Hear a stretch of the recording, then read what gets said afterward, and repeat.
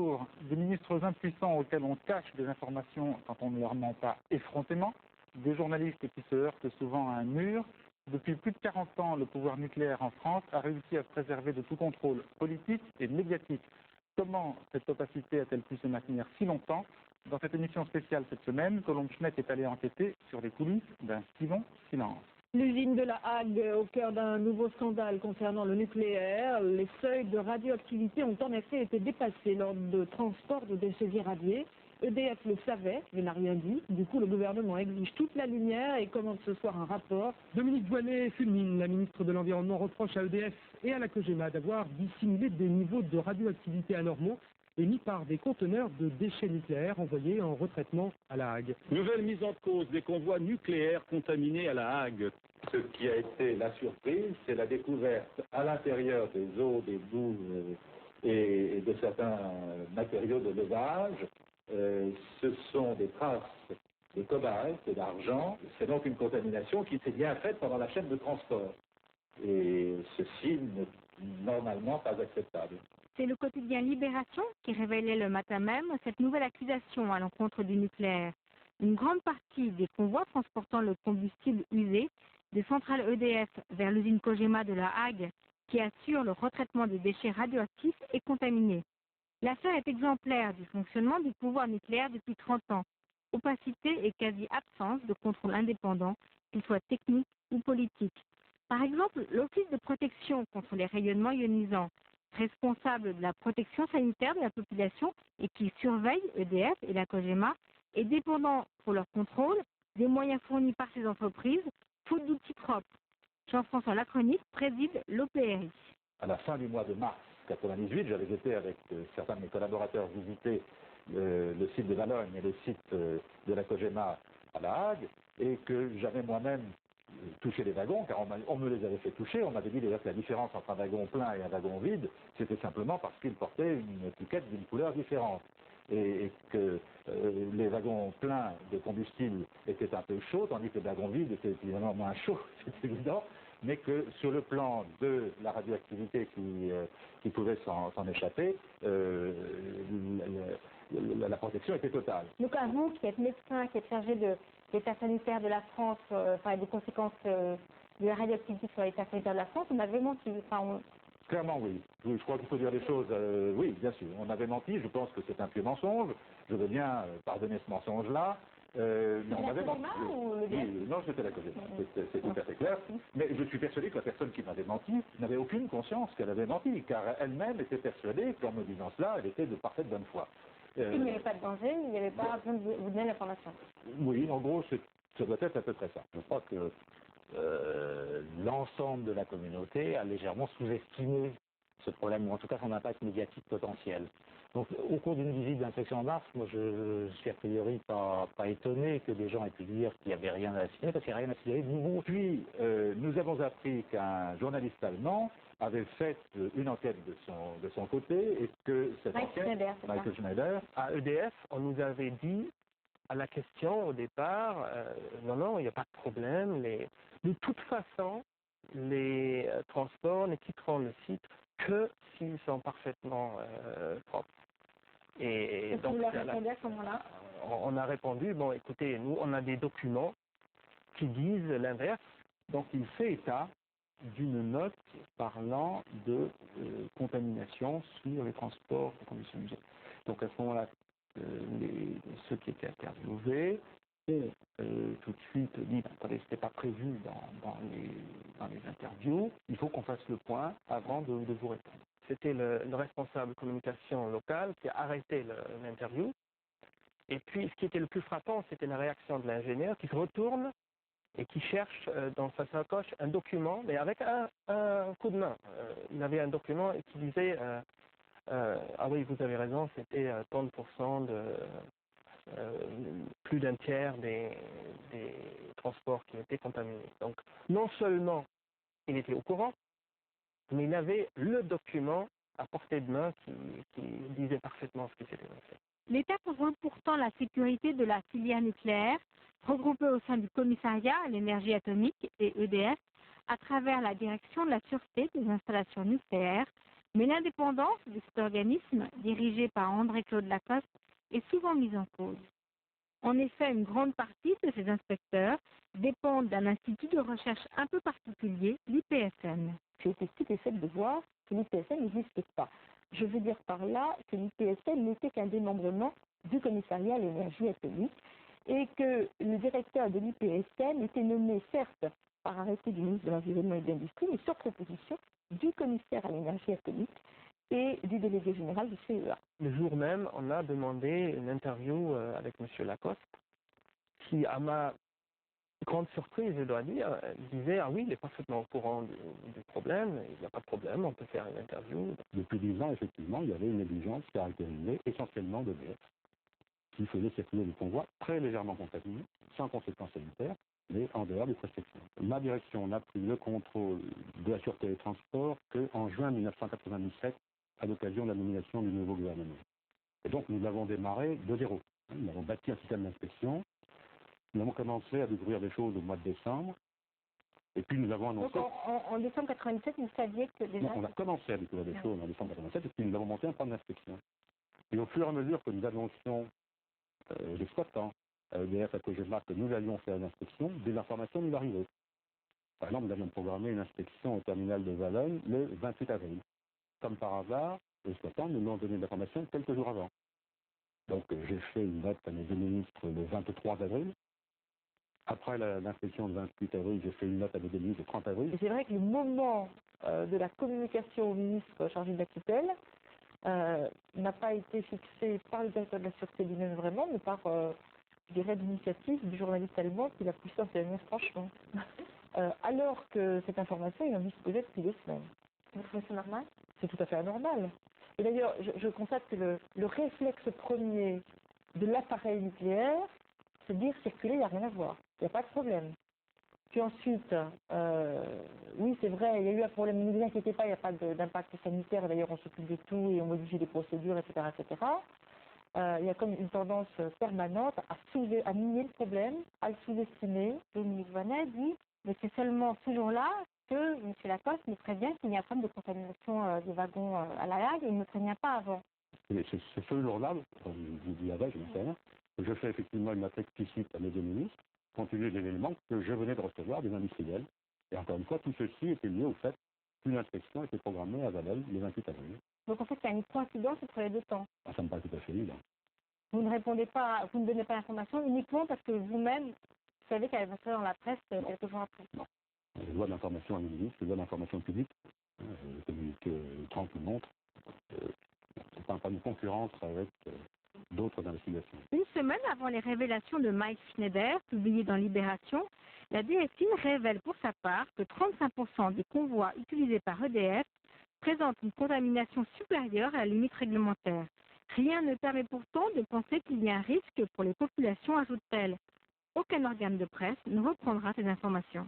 Cette opération menée par la DSIN est une opération de sauvetage de sa propre institution. C'est-à-dire que c'était ça ou être décrédibilisée à jamais. Elle a eu peur que cette information l'accuse, elle, la montre du doigt en disant elle n'a pas fait son travail d'informer les gens. Donc la DSIN a publié un communiqué extrêmement laconique disant les convois sont contaminés, ça fait quelque temps que ça dure, voilà. J'ai fait un communiqué de presse, encore une fois, aussitôt j'avais des informations, je reprends l'expression, tant soit peu vérifiées. Quel jour la DSIN a-t-elle choisi pour publier ce communiqué? Le 30 avril. Le 30 avril, c'est la veille du 1er mai. Tous les quotidiens de France sont fermés le 30 avril parce qu'ils ne paraissent pas le 1er mai. D'accord, les radios fonctionnent encore, les télévisions fonctionnent encore, mais bon, il faut savoir que le 30 avril, en général, partout, personne ne va aller toucher les communiqués de la DSIN. En plus, c'est vrai que la DSIN communique plutôt beaucoup, et c'était un communiqué assez technique, il fallait pouvoir le décrypter. Hein.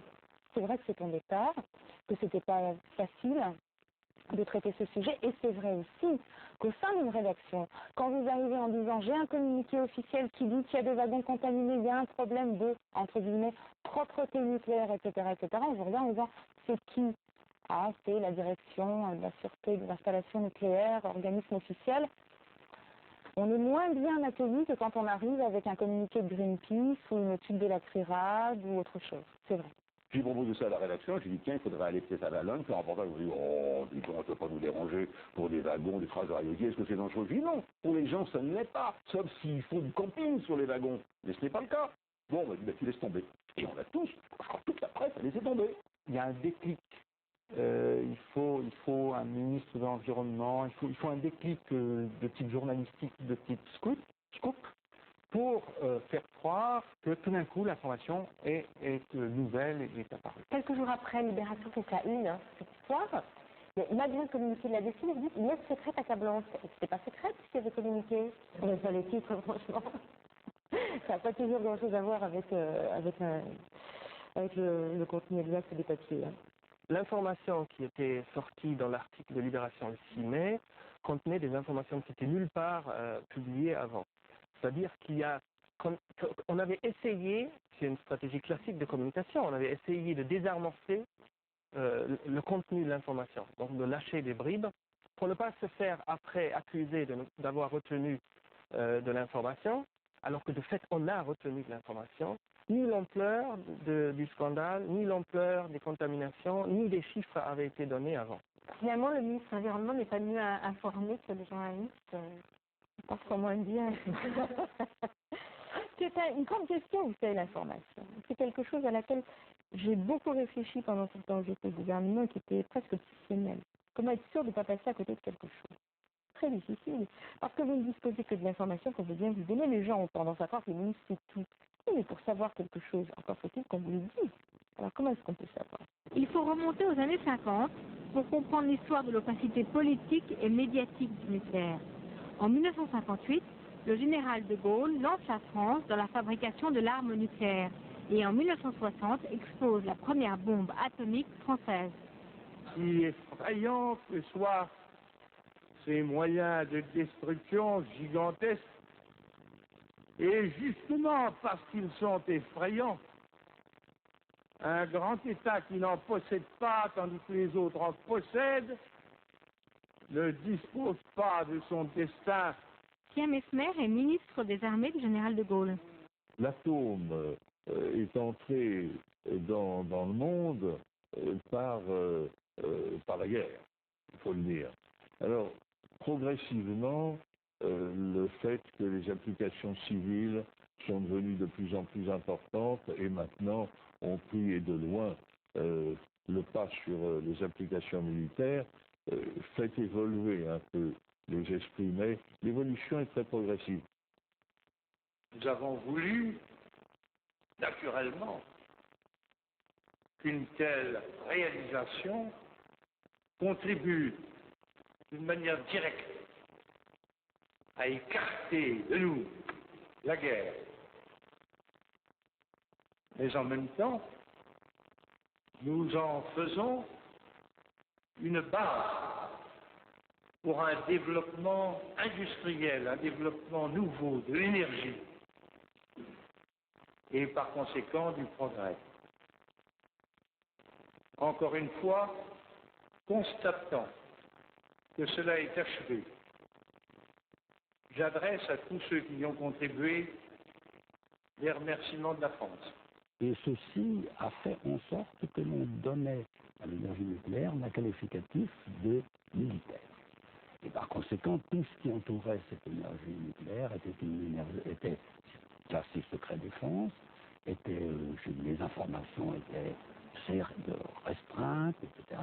Et tout ceci a été complété en France par le fait que le général de Gaulle, qui a lancé la force de dissuasion, qui était essentiellement une force de dissuasion nucléaire, a voulu qu'on ne mélange pas le nucléaire et le civil, mais que bien évidemment, dans cette affaire, les lois sur le civil ont été extraordinairement limitées, les informations sur le civil étaient limitées, parce que c'était mélangé à la vie militaire. L'administration n'a jamais été transparente chez nous. Et pour le nucléaire, c'était encore pire, puisqu'il venait du militaire, qui était totalement secret. Et passant au civil, on gardait les mêmes habitudes. On disait aux Français, vous allez avoir la bombe, mais vous ne faites pas de soucis, tout est prêt, et vous allez avoir des centrales explosives, vous ne faites pas de soucis, vous vous occupez de rien, on s'en occupe. C'était la tradition. Le nucléaire a démarré dans le secret, il a continué dans le secret. Pendant près de 20 ans, de 1955 à 1973, les fondations de la politique nucléaire civile s'élaborent de façon confidentielle au sein d'une commission, la commission Péon, composée de hauts fonctionnaires du ministère des Finances, d'industriels comme André Danzin de Thomson, des dirigeants du commissariat à l'énergie atomique et d'EDF comme Marcel Boiteux, son directeur général à l'époque. Ça a été considéré comme un scandale parce qu'il n'y avait que les zones nucléaires. Il s'agissait de savoir ce que pensaient les zones nucléaires pour que l'administration comprenne. Et ensuite, conseil des politiques. Il y avait un désaccord fondamental entre les gens du ministère de l'Industrie qui pensaient qu'il fallait faire un plus nucléaire, les finances qui étaient contre que ça coûte quelque chose. Je crois pas qu'il y avait des gens de l'environnement, je ne me souviens pas. Moi, en tant qu'observateur extérieur, j'aurais aimé avoir l'avis du CEA anglais ou du CEA américain, et puis d'autres exploitants de production d'énergie électrique qui n'auraient pas été l'EDF, pour avoir une palette de jugements par l'expression d'opinions différentes. Alors que là, nous n'avions qu'une seule source pour les nucléaristes, c'était le CEA. On avait une seule source pour les exploitants de fourniture d'électricité, c'était l'EDF. Et cette absence de stimulation par la concurrence faisait que tout de même, alors dans une certaine mesure, l'édification des membres de la commission était tronquée, était limitée. Et un expert indépendant, ça veut dire quoi? Sitôt qu'un expert devient pro-nucléaire, il considère qu'il est pro-nucléaire, il faut en trouver un autre qu'il ne connaît pas. C'est un peu triste, c'est comme ça que ça se passe. Non, mais pourquoi ne pas trouver un membre du CEA britannique ou américain Ah.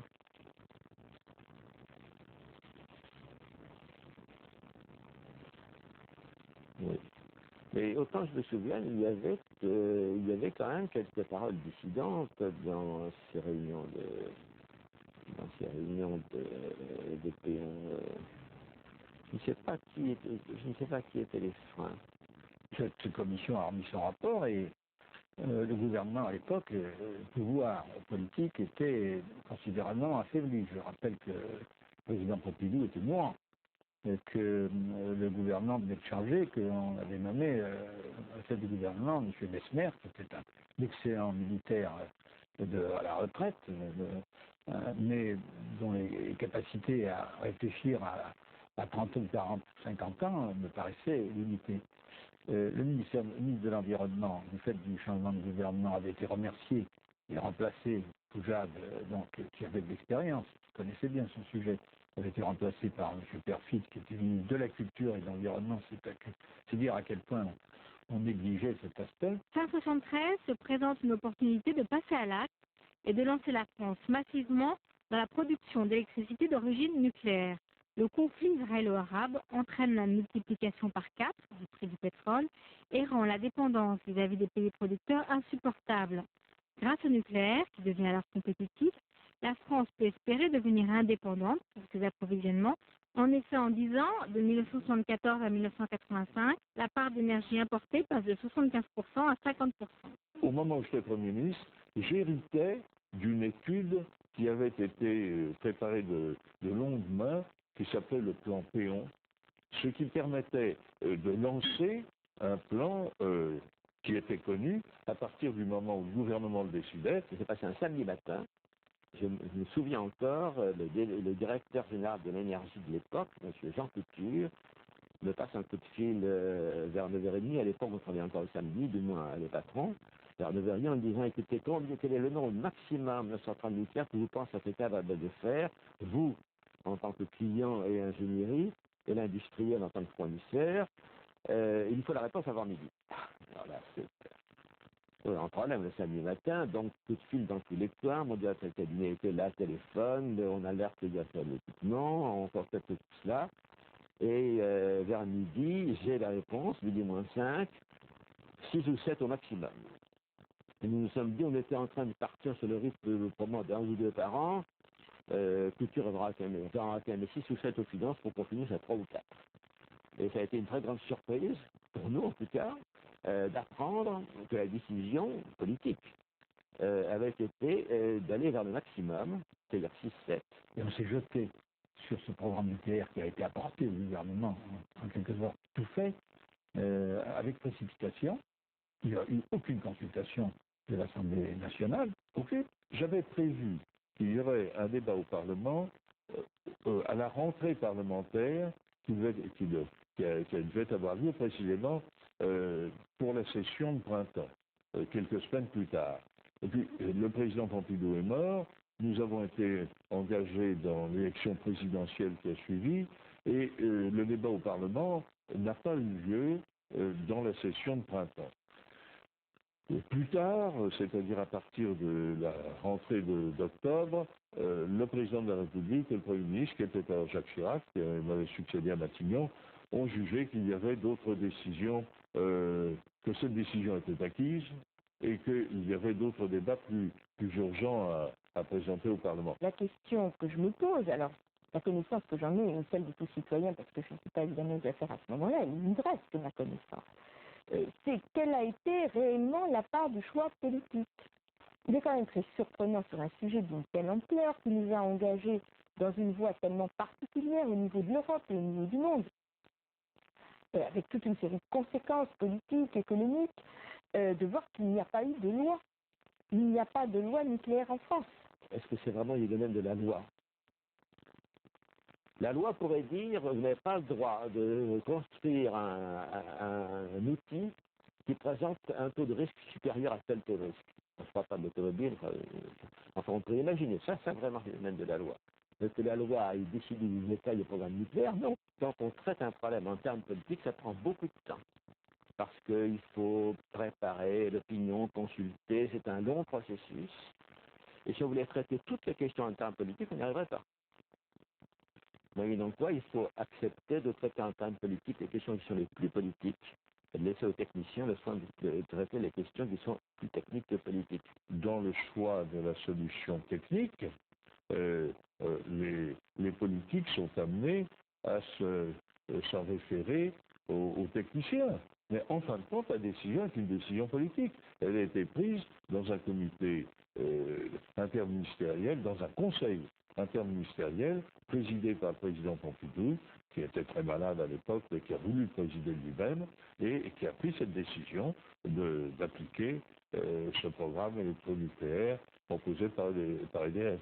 Ça ne veut pas dire que les politiques n'avaient pas leur mot à dire. Enfin, c'est vrai que si ça avait été une décision foncièrement politique, il aurait fallu pendant beaucoup plus de temps préparer les politiques et leur apprendre un certain nombre de choses. À l'époque, a-t-on pris suffisamment de temps pour informer l'opinion publique de l'importance de la décision qui vient d'être prise? Monsieur le Premier ministre, vendredi dernier, un remaniement ministériel qui apparemment, selon les sondages, n'a pas frappé l'opinion. Et puis aujourd'hui, un plan énergétique. Est-ce que le plan énergétique est fait pour effacer l'impression du remaniement? Vous me posez la question de savoir quand et pourquoi ce plan énergétique. Je réponds que d'abord, la question de l'énergie se pose depuis longtemps, elle se pose en fait depuis le mois d'octobre dernier. À l'époque, on n'a pas compris l'importance de ce point énergétique. Est-ce que c'était pour cacher un remaniement ministériel? Je crois que, en effet, l'importance de ce plan a été sous-estimée, alors qu'il comportait l'essentiel, c'est-à-dire la réalisation de centrales électronucléaires, qui font qu'aujourd'hui, entre 75 et 80% de l'électricité consommée en France est d'origine nucléaire. Mais est-ce que c'est un chiffre qui a été donné? Alors je ne crois pas que le chiffre a été avancé officiellement. Il correspondait en effet aux études d'EDF, mais je ne crois pas qu'il a été, qu'on ait insisté sur ce point-là. A-t-on eu raison ou tort? Je saurais le dire maintenant. Je crois que, d'une certaine façon, il était difficile de le dire parce que il fallait dire cela, dans 10 ans, vous verrez que les 3 quarts de l'électricité française sont d'origine nucléaire, dans 10 ans ou dans 15 ans. Les Français auraient été assez indifférents. Et d'un autre côté, c'était une sorte de chiffon rouge que l'on agitait devant tous les opposants.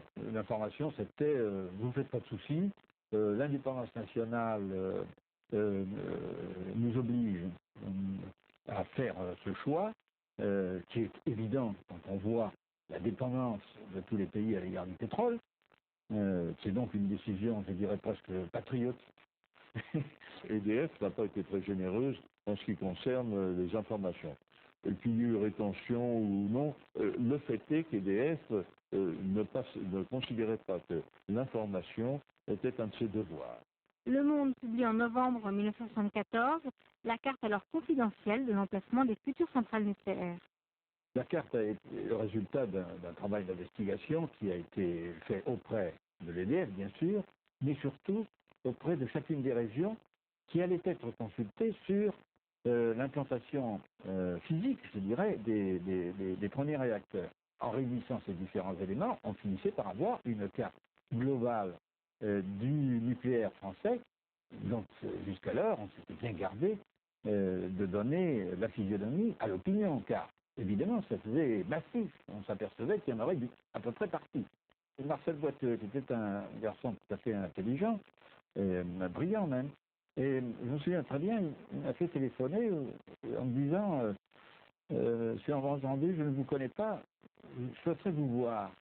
Alors, bon, je lui disais très bien, je vais voir le patron de l'EDF. Et je me souviens très bien que c'était un soir après le travail, vers 19h, il me reçoit dans son bureau, et non pas dans son bureau, mais dans une petite pièce qui était à côté, une sorte de petit salon, qui avait confortable, une bouteille de whisky sur la table, avec 2 verres, et on allait prendre l'apéritif en parlant de choses et d'autres. Et sa première question était très affable. Première question, mais monsieur Randu, qu'est-ce qu'on vous a fait? Moi, ce qui m'avait choqué un peu dans la carte qu'il avait publiée, c'est qu'il avait fait pour chaque site des montagnes tellement importantes qu'on a l'impression qu'il avait fait des centrales nucléaires pas un brin d'herbe sur la France. Alors, cette façon de prendre les choses est absolument désastreuse. Naturellement, il s'est défendu en me disant, mais vous savez très bien que c'est l'intérêt national, que c'est pour le bien de tout le monde, que c'est absolument nécessaire. J'en disconviens pas. Il faut le démontrer et il faut le dire d'une manière claire aux Français. Et pas seulement en leur donnant des documents, je dirais, quasiment de propagande. Il est vrai qu'il est parfois difficile de séparer opération de relations publiques et information.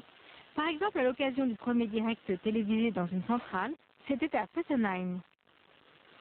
Bonjour. L'indépendance énergétique de la France passe par l'acceptation du nucléaire. Si nous refusons le nucléaire, eh bien, notre électricité risque de coûter plus cher. Le fioul et le charbon ne seraient pas suffisants chez nous pour nous permettre de vivre en toute indépendance et au prix le moins élevé possible pour la consommation d'électricité. C'est une déclaration de Marcel Boiteux, le président de l'EDF. Je me souviens avec Yves Mourouzi, on avait fait le premier grand direct dans une centrale, au journal de 13h, tout le journal de 13h, avec Yves, déguisé en blanc comme il fallait pour faire le folklore. Pour nous, c'était le nucléaire, on fabriquait des milliards de kilowattheures. C'était, si vous voulez, la première concrétisation de notre force de frappe, parce qu'on avait eu un programme gigantesque, unique au monde, qui avait été lancé pour remédier à l'insuffisance du pétrole. Donc on était, moi je dirais, en pleine euphorie, on était béat d'admiration, et c'est vrai devant la technologie, ce qui se passait autour de l'environnement, ma pauvre dame, ça c'était loin. Hein. Cette euphorie n'est pas partagée par tous. Des dizaines de milliers de personnes manifestent contre la construction de la centrale de Crémerville en juillet 1977. Les affrontements avec la police font un mort.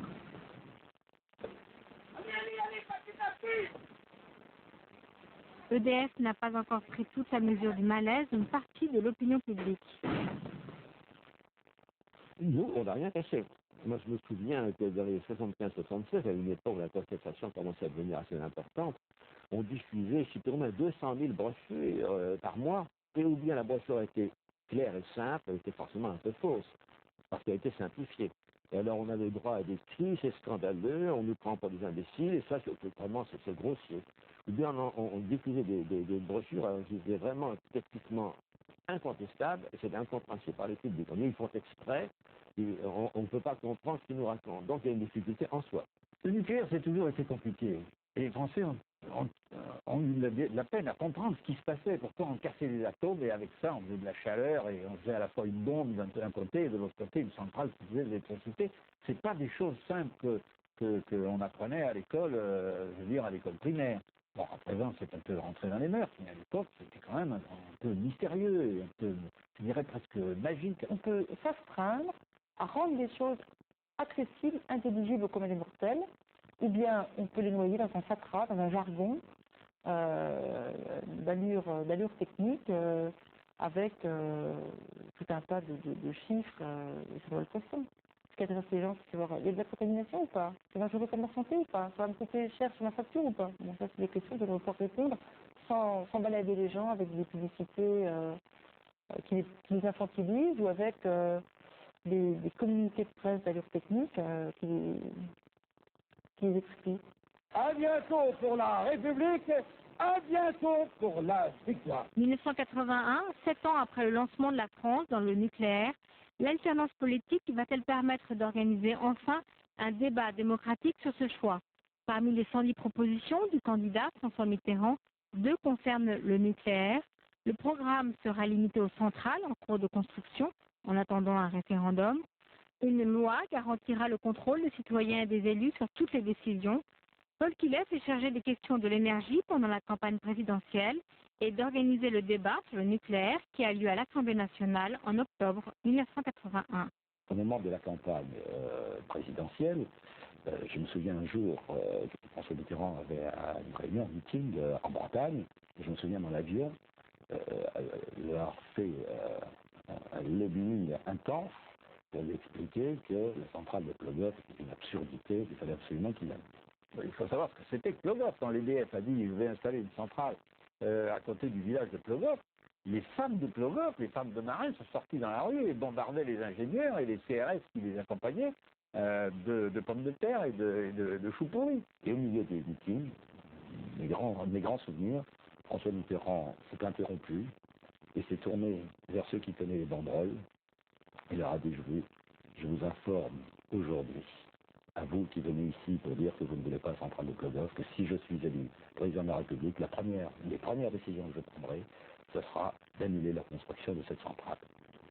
Je peux vous dire que la fin du meeting s'est passée dans des cris d'enthousiasme indescriptibles et François Mitterrand a tenu parole. La centrale de Plogoff a été immédiatement annulée. Ça m'a fait très plaisir. Ce qui m'a fait moins plaisir, c'est qu'ensuite, au cours de l'été 81, donc après l'élection, une majorité, Pierre Mauroy, Premier ministre, j'ai été, compte tenu de mes fonctions, de mon expérience, à la commission de la production et des échanges, désigné pour présider un groupe de travail qui a remis un rapport d'information à la fin de l'été, au mois de septembre 81, sur le débat. Et le débat qui devait avoir lieu au Parlement au mois d'octobre, début octobre 81. Il y a eu une crispation de tous les responsables politiques, de Pierre Mauroy jusqu'à Jospin, passant par Michel Delors, Chevènement, évidemment. Tout le monde est venu me tomber dessus dans une réunion du groupe socialiste en disant mais on ne peut pas faire ça, c'est pas possible. Mais attendez, c'est pourtant bien ce qu'on avait décidé, c'est indispensable. Il n'y a pas eu de pression d'un pouvoir soi-disant nucléaire, ni d'un diktat de l'EDF, mais la France ayant adopté un programme de croissance économique, il est évident qu'on ne pouvait pas dans le même temps changer de source d'énergie. Donc c'est le réalisme qui l'a emporté dès le débat parlementaire d'octobre 80. Alors que le prix du pétrole va continuer à monter jusqu'en 1982, le nucléaire reste rentable. Eh bien, François Mitterrand a eu, grosso modo, la même réaction que Giscard d'Estaing, c'est-à-dire qu'il a pris l'héritage de Pompidou et sur le plan nucléaire, et il l'a, je dirais, assumé. Mais l'accident de Tchernobyl le 26 avril 1986 provoque un véritable choc dans l'opinion publique et révèle la carence du contrôle sur le pouvoir nucléaire. Y a-t-il eu mensonge de la part des autorités? Il y a donc un nuage radioactif qui se développe maintenant vers le nord de l'Europe, d'après ce que l'on peut savoir, d'après les vents dominants. Est-ce que ces vents risquent d'arriver jusqu'en France? Est-ce que vous avez fait des mesures en France qui montrent que notre radioactivité est toujours la même? Au contraire, est-ce qu'elle a augmenté? Des mesures ont été faites en France et sont faites en permanence, en particulier par le service central de protection contre les rayonnements ionisants au ministère de la Santé. Ces mesures sont tout à fait négatives et il n'y a de fait aucune raison, de par les conditions météorologiques elles-mêmes, que quoi que ce soit mesuré en France. Ah ça, je peux vous dire qu'en France, il n'y a absolument aucun risque. On pourra certainement détecter dans quelques jours le passage des particules, mais du point de vue de la santé publique, il n'y a aucun risque. Le plus inquiétant ce soir reste le nuage de particules radioactives. On le sait, il s'est déplacé tout d'abord vers la Scandinavie, puis est en train de descendre vers le sud. Alors, comment peut-on prévoir son déplacement? Les explications de Brigitte Simonetta. En France, l'anticyclone des Açores s'est développé. La météo affirme qu'il restera jusqu'à vendredi prochain suffisamment puissant pour offrir une véritable barrière de protection. Il bloque en effet toutes les perturbations venant de l'Est. Je suis partie à Amsterdam, et à Amsterdam, j'ai été accueillie à l'aéroport de Schiphol par des gens qui venaient me chercher avec un parapluie de taille absolument gigantesque, pratiquement comme cette table. Et j'aurais dit, mais j'ai ri, j'aurais dit, mais qu'est-ce que c'est que ça? Et ils m'ont dit, mais madame, la pluie est radioactive.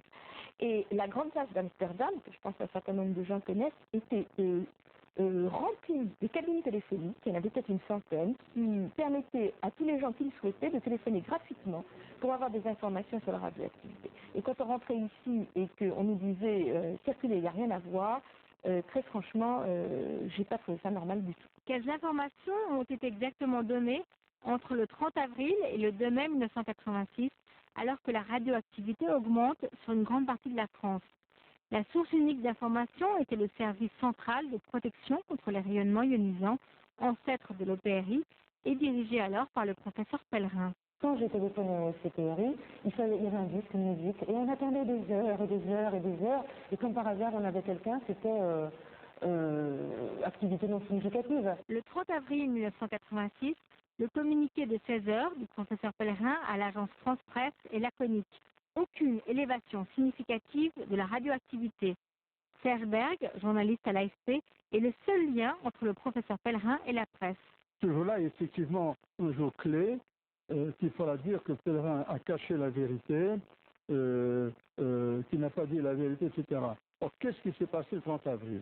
Il y a un événement majeur, c'est que le bureau de Nice nous avertit vers 17h, quelque chose de genre, ou 17h30, on vient d'avoir un coup de téléphone de notre correspondant à Monaco qui nous annonce qu'il va y avoir un communiqué qui va sortir. Il y a un chercheur qui a prélevé une certaine radioactivité dans la région. Et on me dit, dans une demi-heure, vous avez passé communiqué. Je suis parfait, j'attends, je ne bouge pas. Et entre-temps, je téléphone à professeur Pellerin en disant, vous savez, voilà ce que je viens d'apprendre. On va donc avoir un communiqué et vérifier si vraiment vous n'avez rien noté. Oh, mais éventuellement, écoutez, il y a peut-être un lessivage là-bas au large des côtes, tout ça, le lessivage par les pluies. J'ai dit oui, mais vous vous rendez compte, ça comme embêtant, parce qu'on a passé à 16 heures ça, moi je vais passer à 19 heures, je ne sais pas à quelle heure que le nuage a atteint là-bas, les gens vont peut-être dire, le nuage a atteint, c'est pas Pellerin qui l'annonce, c'est Monaco, un chercheur étranger. Oui, écoutez, je vais voir. Il faudra attendre minuit pour que le professeur Pellerin communique de façon tout aussi lapidaire l'information situation dans l'ensemble stationnaire. On note cependant sur certaines stations du sud-est une légère hausse de la radioactivité non significative pour la santé publique. Les quotidiens ne paraissant pas le 1er mai, l'information est publiée le 2 et passe inaperçue. Mais pourquoi ce délai de 6 heures? Le professeur Pellerin a refusé de répondre à nos questions. Pellerin, c'est vrai, il ne communiquait pas ces informations, mais parce qu'il estimait qu'elles étaient dans les normes. Donc, comme un TGV arrive à l'heure, on ne déclenche pas l'alerte sur l'AFP. Les jours suivants, le professeur Pellerin mentionne le passage du nuage radioactif. Le 2 mai, élévation de la radioactivité sur le territoire. Mais là encore, il insiste sur l'absence de conséquences pour la santé publique. La volonté à l'époque était en effet plutôt de rassurer, c'est vrai, c'est exact. On a plutôt cherché à rassurer.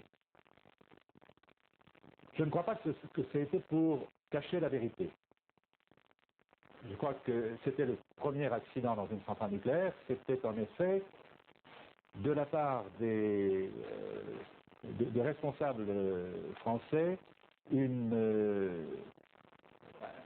sorte d'espoir qu'il n'y ait pas de victimes, et notamment qu'il n'y en ait pas en France.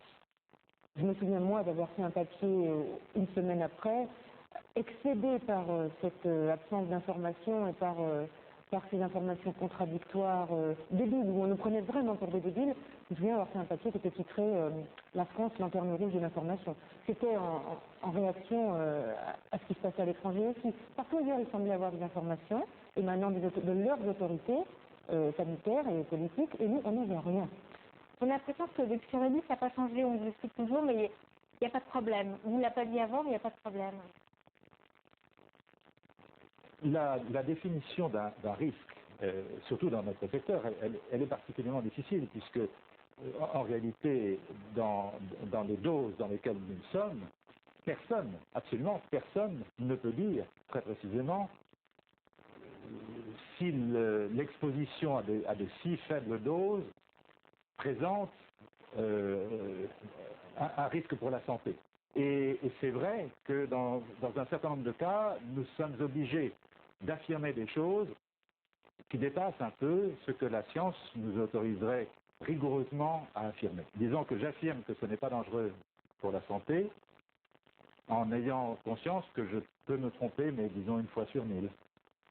Et j'ai, dans ces cas-là, l'obligation, en quelque sorte, de prendre ce risque-là. La mise en place d'un contrôle technique et politique du pouvoir nucléaire est alors accélérée.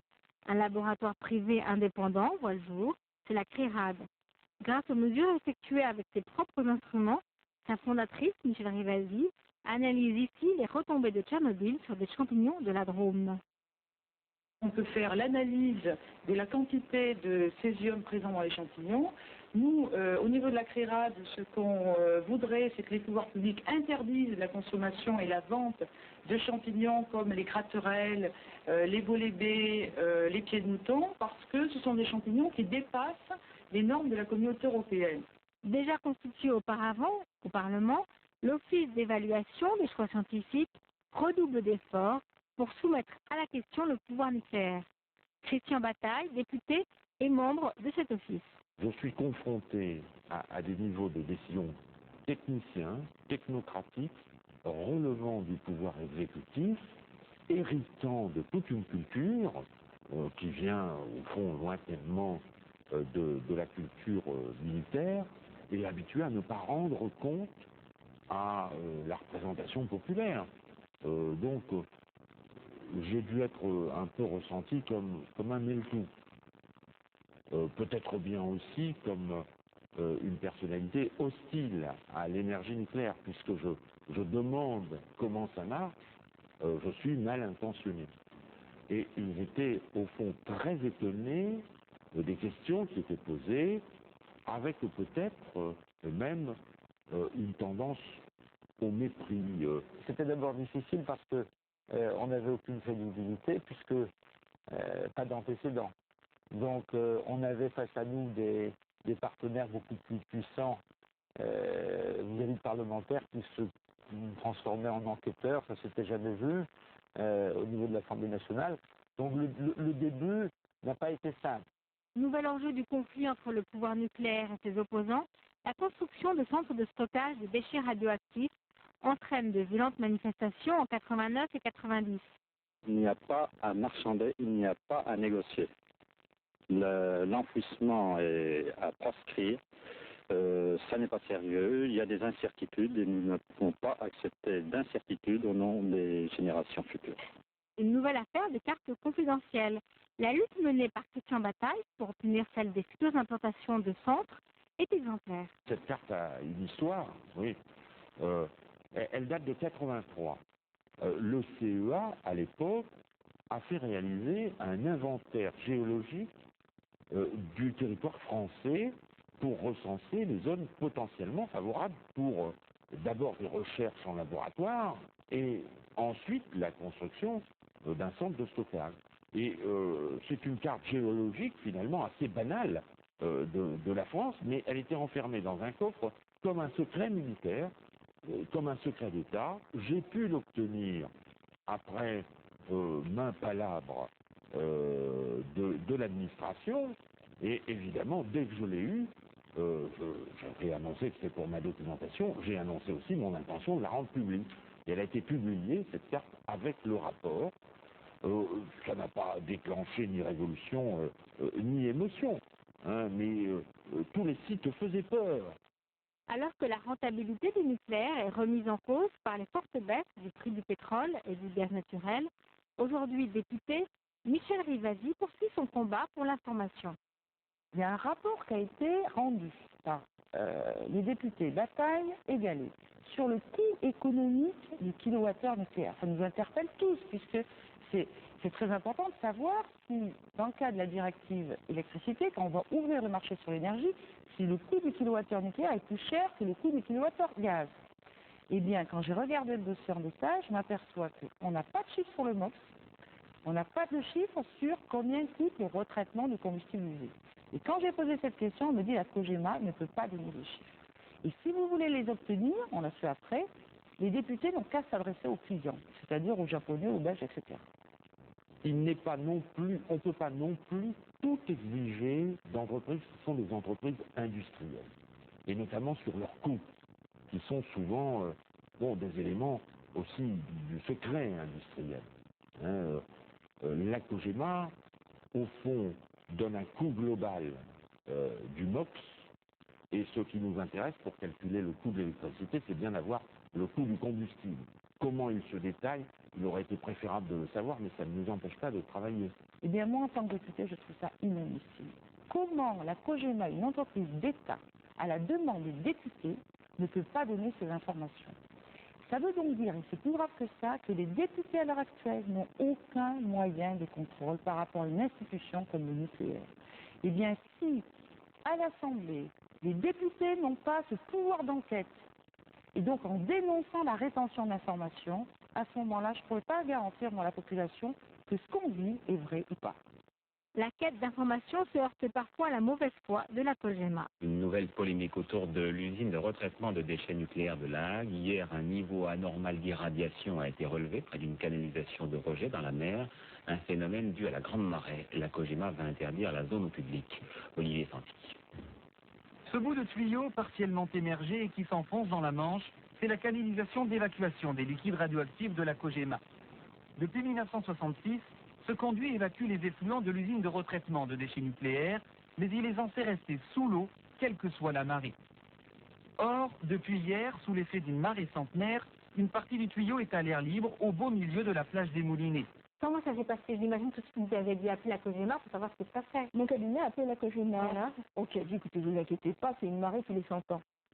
Et puis, on s'est rendu compte ensuite que ce n'était pas une marée tous les 100 ans, mais que c'était quelque chose qui était finalement assez fréquent. La canalisation, en fait, est découverte tous les combien, finalement? Alors, dans l'état tel qu'il était en 97, on peut estimer à 5 ou 6 fois par an, avec sans doute, parce que les marées, vous savez qu'il y a plusieurs marées par jour, donc mais pas 5 ou 6 périodes de l'année, ça dépend un petit peu des conditions de marée et de la météo. Hein. C'est incroyable, non? De mentir au ministre de l'Environnement. C'est assez choquant, et je dirais que cela montre un peu, finalement, la manière dont les questions nucléaires ont été gérées jusqu'à présent dans ce pays. Ce qui est certain, c'est que quand on reçoit un communiqué officiel, il est suspect. C'est vrai, mais même pour nous, il est suspect. Mais pour autant, moi je dirais aussi que quand je reçois un communiqué de la CRIRAD, il est devenu aussi suspect. Parce que la CRIRAD utilise aujourd'hui les mêmes armes que EDF en son temps, EDF ne le fait plus, ou que les autorités de sûreté, ou que la COGEMA, etc., pour communiquer. C'est-à-dire un communiqué qui arrive tard le soir, qui souvent n'est pas exhaustif, qui cache des informations, ou qui les rend assez flous pour qu'on puisse comprendre tout et son contraire. Aujourd'hui, la guerre de communication entre le pouvoir nucléaire et les antinucléaires, comme les chercheurs de la CRIRAD, ce laboratoire privé créé dans la foulée de Tchernobyl, est permanente. En réaction aux réticences officielles, ces derniers dramatisent parfois leurs informations. Ainsi, cette nouvelle affaire, lancée par la CRIRAD, dénonçant la contamination radioactive de la nappe phréatique dans les étangs de Saclay. Le commissariat à l'énergie atomique montré du doigt par la CRIRED, la commission indépendante sur la radioactivité. D'après son rapport, une nappe phréatique près de Fontainebleau ainsi que 2 étangs de l'Essonne proches du site nucléaire du CEA ont été contaminés par des substances radioactives, notamment du plutonium. J'ai eu des coups de téléphone, notamment, ça je m'en souviens toute ma vie, d'une mère de famille, mais qui pleurait au téléphone en disant « Mon Dieu, ce matin, ma fille a bu l'eau du robinet ». Parce que dans le communiqué, il y avait pollution radioactive de la nappe phréatique. Et ça c'est pas admissible. On ne doit pas faire peur, on ne doit pas cacher la vérité, mais on ne doit pas faire peur quand il n'y a pas lieu d'avoir peur. Contamination, c'est le terme scientifique. Quand on utilise des mots scientifiques qui sont adaptés, contaminé, quand on a de l'eau qui en tritium est à 300 becquerels par litre au lieu d'être à 1 becquerel par litre qu'elle devrait être normalement, on ne peut pas dire qu'il n'y a rien. Donc il y a bien quelque chose, il y a bien une contamination. La CRIRAD a un cheval de bataille. C'est le rejet zéro. C'est-à-dire que toute activité nucléaire, quelle qu'elle soit, que ce soit activité de recherche ou de production d'électricité ou de retraitement de déchets nucléaires, ne doit pas rejeter de radioactivité dans l'atmosphère. Il ne doit pas y avoir de radioactivité artificielle ajoutée à la radioactivité naturelle. D'accord, c'est un point de vue.